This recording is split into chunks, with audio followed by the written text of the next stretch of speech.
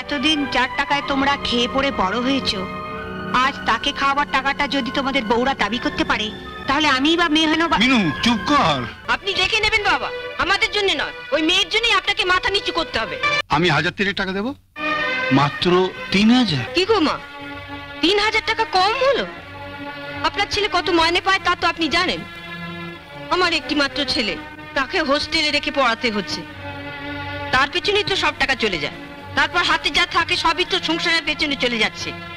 এর বেশি আমাদের পক্ষে দেওয়া সম্ভব নয়।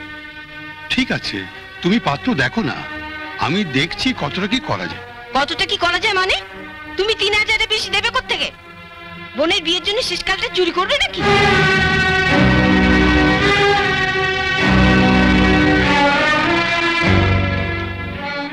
বরুণ, তুই কত দিতে পারবি? আমি বিয়েতে খাট বিছানাটা দিয়ে দেবো। সে তো খুব ভালো কথা। আচ্ছা তুই এক কাজ কর, তোকে খাট বিছানা দিতে হবে না, তুই নগদ 5000 টাকা আমার হাতে। না বাবা, নগদ আমরা দিতে পারবো না।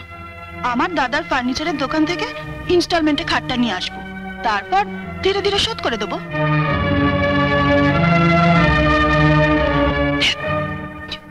তরুণ তুই? হ্যাঁ, আমরাও কিছু একটা দেবো। ইসে মানে ইসে এসে কি করছো? আলমারি, আমরা আলমারি আর ড্রেসিং টেবিল দেবো। তোরা নগদ কিছু? ঠিক আছে, নগদ চান? আলমারি আর ড্রেসিং টেবিলের বদলে আমরাও না হয় বদ্দার মতো নগদ 3000 টাকা দিয়ে দেবো। তোমাদের বোনের বিয়ে, তোমরা সবাই যদি এবার গামাছিয়ে চলো। মেয়েটা আপনার বাবা, আপনি যদি পরের ঘরে বন্দুক রেখে। আপনার তো ভাবা উচিত ছিল, আপনার একটা মেয়ে আছে, সেই মতো চললেই। তুমি ঠিকই বলেছ। আমার বাগানে যেটুকু জমি ছিল তাতে একটার পর একটা বীজ বৃক্ষ পুঁতে গেছি। কল্পতরু গাছটার কথা আমি একবারও ভাবিনি। কি আমরা বিষ বৃক্ষ? শুনলে শুনলে তোমরা সব। বাবা, আপনি তো রোজগার করেন না, একটা পয়সা সংসারে দেন না। আপনি আর আপনার বউ মিলে আমাদের স্বামীর পয়সায় গেলছেন। বৌমা, শুধু কি ভাত গিলছেন? আপনার সিগারেটের খরচা, মায়ের পানের খরচা সবই তো আমাদের দিতে হচ্ছে। আর দিতে হবে না। আচ্ছা বাবা, ঠিক করে বলো তো, আমি কি তোমাদের কাছে সত্যি সত্যি বোঝা হয়ে গেছি? তুমি আবার কেন এর মধ্যে এলে মা? তুমি যাও যাও। সমস্যাটা যখন আমাকে নিয়ে, আমাকে তো আসতেই হবে।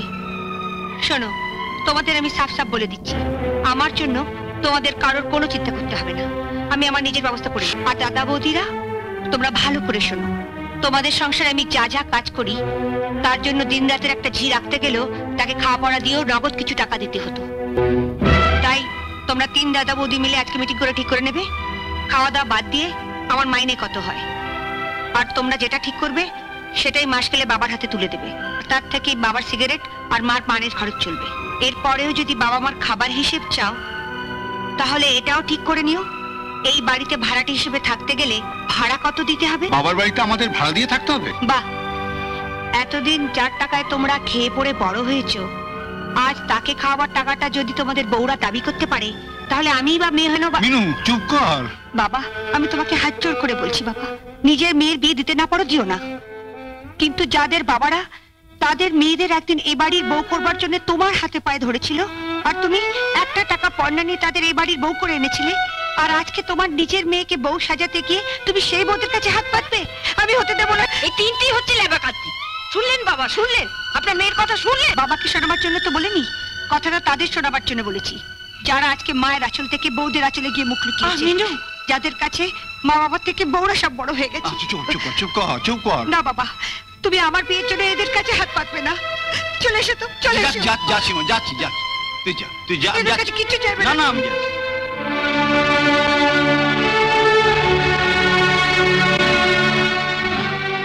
তোরা কিছু মনে করিস না অনু, জানিস তো একটুতেই। আপনি দেখে নেবেন বাবা, আমাদের জন্য নয়, ওই মেয়ের জন্যই আপনাকে মাথা নিচু করতে হবে।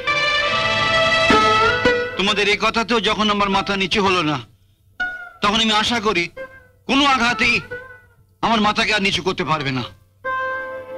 চলে এসো। মেয়ের বিয়ের জন্য টাকা জোগাড় করে কি হবে? আগে মেয়ের জন্য পাত্র পাওয়া যায় কি খুঁজে দেখুন। কি খুঁজছো?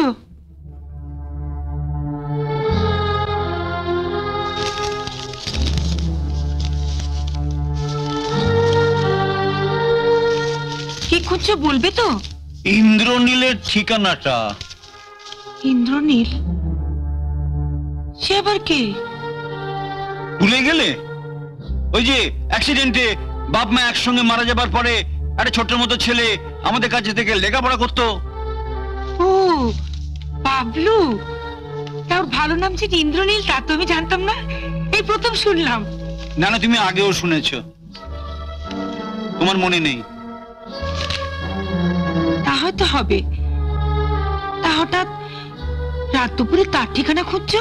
গত বছরে পুজোর সময় আমাদের গায়ে হেডমাস্টার ওই মুকুন্দ চক্রবর্তী, ওর সঙ্গে ইন্দ্রনীলের দেখা হয়েছিল কলকাতায়। তা মুকুন্দ বললে যে ইন্দ্রনীল এখন কলকাতায় খুব বড় ব্যবসায়ী, জানো, কত বাড়ি গাড়ি ফ্যাক্টরি কি নেই তার, কোটি কোটি টাকার মালিক হয়েছে এখন আমাদের বাবলু। হ্যাঁ না? তা তুমি কি ঠিক করলে মেয়ের বিয়ের জন্য ওর কাছে হাত পাতবে? না না, হাত পাততে যাবো কেন?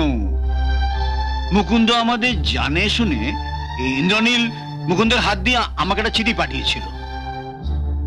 তোমায় তো আমি সেই চিঠি দেখিয়েছি।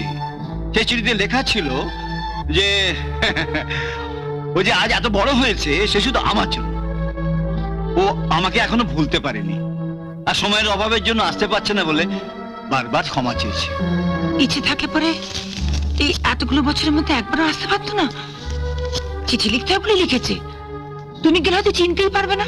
না না, আমি ওকে পড়িয়েছি, আমি জানি ও কত বড় মনের ছেলে, আমাকে দেখলেও কম খুশি হবে। তুমি ওর ঠিকানা খুঁজছো, ওর কাছে যাবে নাকি? যাই না, একবার দেখা করে আসি। ওর সঙ্গে তো হাজার হাজার মানুষের জানাশোনা আছে। মুকুন্দ বলছিল যেন ওর ফ্যাক্টরিতে নাকি 2000 লোক কাজ করে। দাবি দেওয়া লাগবে না, এরকম যদি একটা ছেলে মিনুর জন্য জোগাড় করে দেয়।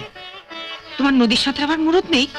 তুমি ম্যাপ নিয়ে বসেছো কোথায় কোন সমুদ্র আছে তার খোঁজ নিতে। নাও নাও, এসব সরাও তো, মশাই টাঙাবো। এই তো পেয়েছি, চক্রবর্তী ইলেকট্রনিক্স, তারাতলা। এমন আরো অনেক ভিডিও দেখতে এই চ্যানেলটি সাবস্ক্রাইব করে নিন এবং পাশের বেল আইকনটি প্রেস করে দিন।